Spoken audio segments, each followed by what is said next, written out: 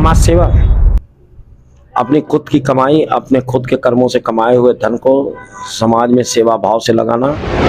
आजमगढ़ में क्रांतिकारी विकास होगा, न उसमें घपला होगा, न घोटाला होगा, न कोई चोरी होगी। लाइट की समस्या है जगह जगह, आप देख लीजिए तार लटके हुए हैं। और सिर्फ खुद का घर साफ कर लेना मैं नहीं समझता हूँ कि एक जागरूक स्वस्थ समाज का निर्माण करने का कोई काम। इस देश के चूतिए हमको कभी वोट नहीं देंगे, हमको कभी मंत्री विधायक नहीं बनाएंगे। आदमी की तरह जमीन पे बैठ के पूरी नगर पालिका चलाने का काम करूंगा। और जो मैं हूं यूसुफ और मेड इन आजमगढ़ पर आपका स्वागत है। जैसा कि आप सभी को पता है कि आजमगढ़ नगर पालिका का चुनाव सर पर है।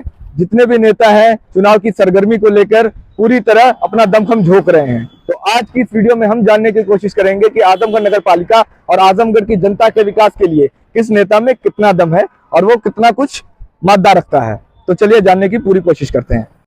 मैं सीधे सवालों पे ही आना चाहूंगा। तो मेरा पहला सवाल ये है कि जनता आपको ही वोट क्यों दे? जनता, मैं अभिषेक जायसवाल दीन हूँ।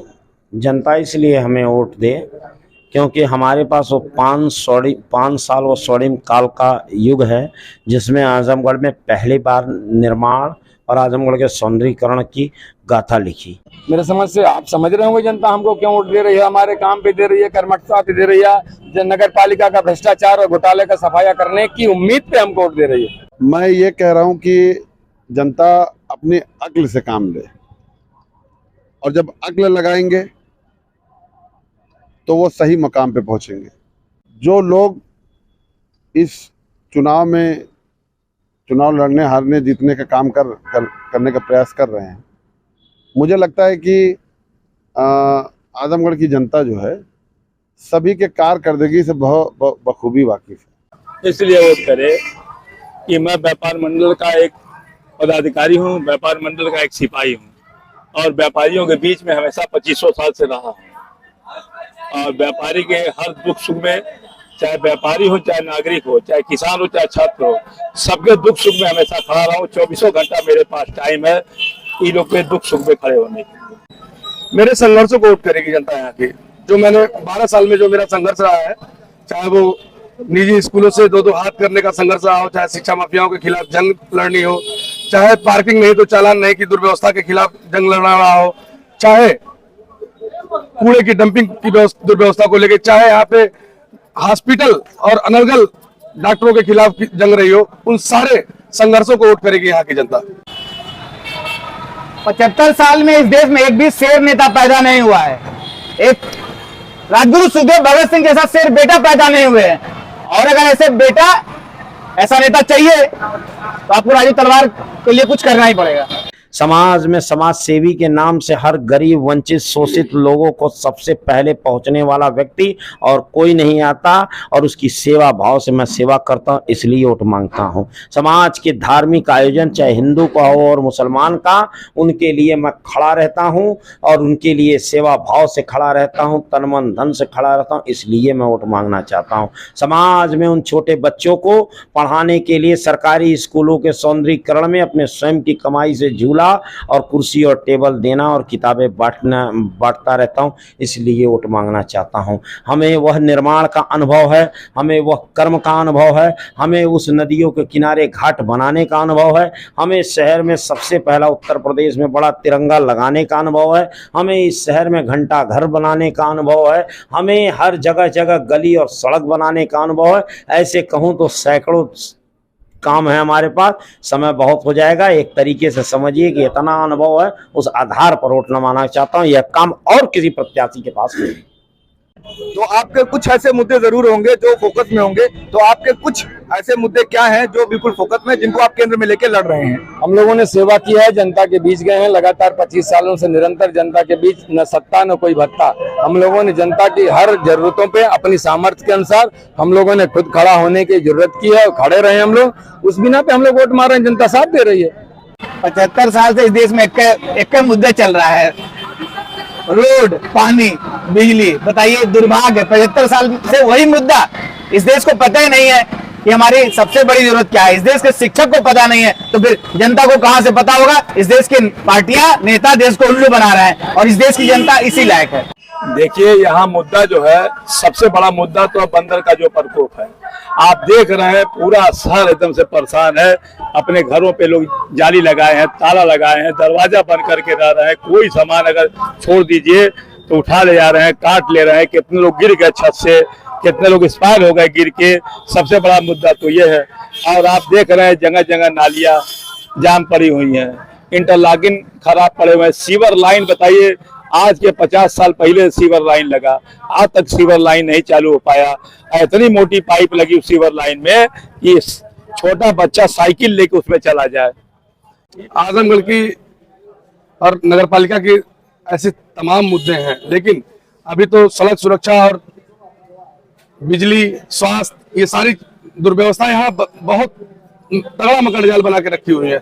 आप कहीं भी निगाह उठा के देख लेंगे तो तारों का जंजाल, मकड़जाल फैला हुआ है। नालियां बजबजा रही हैं, क्योंकि 5 साल पिछला काम हुआ ही नहीं है। यहाँ का 5 साल के जो जनप्रतिनिधि थे वो पूरी तरह से जिस दिन अपने चेयरमैनी की शपथ ली है, उसी दिन वो पुस्तक तमसा को भेंट कर दिए और उसके बाद अपने घर में एसी कमरे में चले गए और वहीं से रिमोट से पूरी नगर पालिका को चलाया। वो नगर पालिका म्यूनिसिपैलिटीज का इलेक्शन, म्यूनिसिपैलिटीज मतलब क्या होता है मुझे आजमगढ़ की आवाम को समझाने की जरूरत नहीं। बिल्कुल। मूलभूत जरूरतें जो basic requirement of the life of the each civilians की होती है, उससे आजमगढ़ की आवाम जनता मीलों फासले पे लाके पीछे के लोगों ने खड़ा कर दिया है। और मेरा दूसरा सवाल ये है कि आजमगढ़ की ऐसी कौन सी समस्याएं हैं जिन पर बात नहीं होती है और जिनको लेके आपके पास रोड मैप है और उनको लेके आप उनका निस्तारण करेंगे? रोड मैप के आधार पर आज के डेट में देखिए 3 सबसे बड़ी समस्याएं हैं। सबसे बड़ी है जो आंशिक बड़े नाले हैं, वो कुछ नगर पालिका में, कुछ ग्रामीण क्षेत्रों में, क्योंकि नगर पालिका से 50 मीटर पर ही ग्रामीण स्थल है, तो उसको सीमा विस्तार करके उन्हें जो है समायोजित करके बड़े प्रोजेक्ट के नाले लगाना, नाले बनाना। और सभी समस्याओं की जड़ में भ्रष्टाचार है। माननीय मुख्यमंत्री जी अभी आए थे 3-4 दिन पहले, उन्होंने कहा कि पैसा तो बहुत होता है लेकिन काम कराने वाले की कमी होती है। काम कराने वाले की नियत और दृढ़ इरादा की कमी होती है, वो शायद हम लोगों के पास है। अगर राजीव तलवार आजमगढ़ की नगर पालिका के अध्यक्ष बनते हैं तो पहले ऐसे कौन से 3 काम होंगे जिन्हें आप पहले पूरा करेंगे? ऐसा कभी होना ही नहीं है। इस देश के चूतिए हमको कभी वोट नहीं देंगे, हमको कभी मंत्री विधायक नहीं बनाएंगे। सबसे पहला तो मेरा काम है कि बंदरों की व्यवस्था करेंगे, इनको पकड़वा के कहीं सुरक्षित जगह पे छोड़वाएंगे। पहला मुद्दा तो हमारा ये है, पहला काम आ रही है। दूसरे, जहाँ जहाँ नालियाँ जाम है, जहाँ जहाँ नालियाँ टूटी हैं, उसको दुरुस्त कराया जाएगा। पाइपलाइन जो गड़बड़ है उसको बदलवाया जाएगा। साफ सफाई की व्यवस्था किया जाएगा। जो हमारे फुटपाथ वाले हैं, ठेला वाले हैं, खुमचा वाले, रेहड़ी वाले, उनकी व्यवस्था की जाएगी। जो सरकार की मंशा है उस अनुरूप से उनके लिए व्यवस्था किया जाएगा। साफ सफाई बढ़िया और लाइट मिले, बिजली मिले, और क्या चाहिए नगर को? नगर को यही चाहिए, यही किया जाएगा। सबसे पहली बात बता दूं कि जो ये चेयरमैन और चेयरमैन की कुर्सी की कवायद है, तो मैं चेयरमैन, अगर यहाँ की जनता मुझे आशीर्वाद प्रदान करती है तो सबसे पहले जो चेयर है उसको किनारे करूंगा और आदमी की तरह जमीन पे बैठ के पूरी नगर पालिका चलाने का काम करूंगा। और जो 3 काम है वो 3 काम में पहले यहाँ की नालियों की दुर्व्यवस्था को दूर करना, नाली पानी की निकासी की व्यवस्था को समुचित रूप से व्यवस्था बनाना और सीवर ट्रीटमेंट प्लान, जो इन सबका मुख्य केंद्र है। सीवर ट्रीटमेंट प्लांट अगर आजमगढ़ में हम लॉन्च कर देते हैं तो निश्चित रूप से तो जो अभी पिछले साल पानी से करोड़ों रुपए की बर्बादी हुई है हमारे व्यापारी भाइयों की, उससे निजात मिलने में सहायता मिलेगी। और सिर्फ खुद का घर साफ कर लेना मैं नहीं समझता हूं कि एक जागरूक स्वस्थ समाज का निर्माण करने का कोई काम करेगा। नगर पालिका के इलेक्शन में अपनी भागीदारी जता के नगर वासियों से अपने प्रति वोट मांगकर आप यहां आएंगे तो वो एक माध्यम होगा आपके समाज का, आपके नगर पालिका को स्वस्थ करने का एक सही तरीका होगा, सही तरीके से निर्माण करने का। इन चूतियों को नेहरू जैसे लोग पसंद आते हैं, दुर्गा ताऊ जैसे लोग पसंद आते हैं, राजू तलवार जैसे लोग नहीं पसंद आते। और इसके बाद है मोहल्लों में जो है 4-5 वार्डों को मिला करके एक मैरिज हॉल, जिसमें गरीब आजकल के मैरिज हॉल काफ़ी कॉस्टली हैं, एक्सपेंसिव हैं, तो उसमें जो है 5,000-10,000 में उनको बड़ी जगह मिले, जिसमें 1,000-1,500 लोगों का भोजन पानी शादी ब्याह का कार्यक्रम कर सकें। ऐसे कामों को लेकर के, बंदरों को लेकर के हमने जो है एक मुहिम छेड़ रखी है। मेरे ही रिजीन में बंदर पकड़वाए गए थे, इससे 5 साल वाले बीच के रिजीन में नहीं पकड़ाए गए थे, उस पर मुहिम छेड़ रखी है। ऐसे कहा जाए तो ये सब जैसे योजनाएं हैं, बहुत लंबी योजना। अभी हमारा उस समय नया में था, 1-1.5 साल सीखने में लग गया, तभी काम मैंने ऐसा किया कि कोई नहीं कर पाया। और रेखा जो मैंने खींची, उससे उतनी बड़ी तो रेखा कोई खींच ही नहीं पाया था, ना खींच पा रहा है अभी तक। उससे बड़ी मैं ही खींचूंगा, अपना रिकॉर्ड मैं ही तोड़ूंगा, और इसी आधार पर, ये योजना के आधार पर मैं आगे काम करना चाहूँगा। ऐसी कोई समस्या आजमगढ़ से जुड़ी आप गिना सकते हैं? जी, समस्या बजबजाती नालियां, कूड़े का लगता अंबार, टूटती हुई पटिया, पेयजल की सुदृढ़ व्यवस्था नहीं, आजमगढ़ के नागरिकों का शोषण, मनमाना टैक्स और मनमाने ढंग से वाटर नहीं जाता, टैक्स लिया जाता है, कनेक्शन भी नहीं दिया जाता, पब्लिक परेशान होती है, मेरे घर में जोड़ दो, वो भी नहीं करते हैं लोग। जहां जहां ये सारी चीजें होंगी, विधिवत, सुदृढ़ और पूरी मैनेजमेंट के साथ पूरी व्यवस्था करेंगे। राजू तलवार चुनाव क्यों लड़ रहे हैं फिर? मर्दों की तलाश, शेरों की तलाश, ऐसे लोगों की तलाश जो गलत का विरोध कर सकें, सच बोल सकें, सच के साथ खड़े हो सकें। ऐसी कौन सी ऐसी विशेषताएं हैं जिनके आधार पर गोविंद दुबे खुद को बाकी उम्मीदवारों से अलग मानते हैं? विशेषता का मतलब यही जन्मा, यही पला बड़ा। हमारे सारे दोस्त यहाँ से बाहर गए, बाहर में वो एक अच्छे मुकाम पे है, और यहाँ वहाँ से शिक्षा दीक्षा लेके आजमगढ़ में आके स्थापित होके बड़े बड़े हॉस्पिटल डाले हैं और समाज की सेवा कर रहे हैं। लेकिन मैं यहाँ का यही रहा, तो मेरा जो 42 साल का जीवन है वो यही के लोगों की गोद में बीता है। वो मुझे भली भांति जानते हैं कि ये बेटा कैसा है, इसका स्वभाव कैसा है, कोई आक्षेप नहीं, कोई लांछन नहीं, और हमेशा जीवन संघर्षों में रहा है। वो संघर्षों से मुझे खुशी मिलती है। तो इस संघर्ष को यहाँ की जनता चुनेगी और इस संघर्ष पे अपना वोट करेगी। समाज सेवा, अपनी खुद की कमाई, अपने खुद के कर्मों से कमाए हुए धन को समाज में सेवा भाव से लगाना, और सभी लोगों के बीचों बीच में रहना, चाहे वो शैक्षिक हो, सांस्कृतिक हो, शारीरिक हो, किसी भी प्रकार की जो है विकास का कार्य होता है वो करना कलाकारों के लिए। और विगत 20 वर्षों से मैं ये करता चला रहा हूँ, कोई नई बात हमारे लिए तो है नहीं कि आज मैं कर रहा हूँ। अपने अनुभव और सारी चीज़ों के, समाज में पहली बात तो ये है कि समाज में रहने वाले अधिकांशतः लगभग 100% लोग मुझको जानते हैं, लगभग 100% को मैं जानता पहचानता हूँ। क्योंकि बाकी उम्मीदवार किसी पार्टी के भरोसे होंगे, अगर उन्होंने काम नहीं किया। और इतना बड़ा नगर पालिका छोटा सा चुनाव, स्थानीय निकाय चुनाव है, इसमें इतना तामझाम क्यों? नेताओं की क्या जरूरत, किसी पार्टी की क्या जरूरत? ये तो लोकल चुनाव है, लोकल जनता यहाँ से जिसको चाहे चुन ले। इसमें नेता, पार्टी, किसी निशान की आवश्यकता नहीं होनी चाहिए। जनता इस बात से नाराज है। देखिए, बता दिया ना, मैं व्यापार मंडल का पदाधिकारी हूँ, हमेशा व्यापारियों के बीच में रहा हूँ और 24 घंटा रहा हूँ। जब भी कहीं कोई बात हुई तुरंत पहुंचा हूँ, चाहे किसी व्यापारी का अगर एक्सीडेंट हो गया हो, किसी के छापा पड़ गया हो, किसी के कोई घटना घट गई हो, दुर्घटना घट गई हो, वहां तुरंत पहुंचा हूँ। दौड़ता हूँ 2 घंटा डेली हॉस्पिटल में जो है सेवा करता हूँ लोगों का। फ्री ऑपरेशन, फ्री आँख का ऑपरेशन, फ्री पेट का operation, ultrasound free, CT scan free, दवाइयाँ फ्री दिलाता हूँ बाजार से, जिसके पास नहीं पैसा रहता है। जो सरकार के मंशा के अनुरूप उस योजना का लाभ भी दिलाता हूँ लोगों को।